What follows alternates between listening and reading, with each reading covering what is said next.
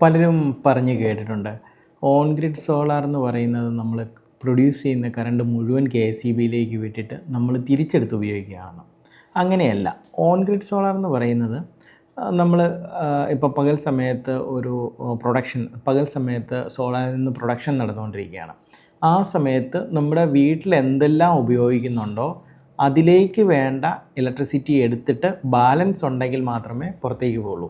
അതായത് ഇപ്പം നമ്മളൊരു 3 കിലോ വാട്ടിൻ്റെ സിസ്റ്റം ഇൻസ്റ്റാൾ ചെയ്തിട്ടുണ്ടെന്ന് കരുതുക. 3 കിലോ വാട്ടിൻ്റെ പ്രൊഡക്ഷൻ, അതായത് 3000 വാട്ട്സ് പ്രൊഡക്ഷനും അതേപോലെ തന്നെ നമുക്ക് കിട്ടുന്നുണ്ടെന്ന് കരുതുക. ആ സമയത്ത് നമ്മുടെ വീട്ടിൽ ഒരു 2000 വാട്ട്സിൻ്റെ ഉപകരണങ്ങൾ വർക്ക് ചെയ്യുന്നുണ്ട് എന്ന് കരുതുക. ആ സമയത്ത് നമ്മുടെ പ്രൊഡ്യൂസ് ചെയ്യുന്ന 3000 വാട്ട്സ് ഡയറക്റ്റ് നമ്മുടെ വീട്ടിലേക്ക് എടുത്ത് 2000 വാട്ട്സ് എടുത്തതിൻ്റെ ബാലൻസ് വരുന്ന 1000 വാട്ട്സാണ് നമ്മുടെ KSEBിയുടെ ഗ്രിഡിലേക്ക് പോവുക. അതുപോലെ തന്നെ നമ്മളൊരു സൂര്യപ്രകാശം കുറവാണ്, ഒരു 1000 വാട്ട്സിൻ്റെ പ്രൊഡക്ഷനെ നടക്കുന്നുള്ളൂ എന്ന് കരുതുക. ആ സമയത്ത് നമ്മുടെ വീട്ടിൽ ഇതേപോലെ 2000 വാട്ട്സിൻ്റെ തന്നെ ഉപയോഗം നടന്നുകൊണ്ടിരിക്കുകയാണെന്ന് കരുതുക.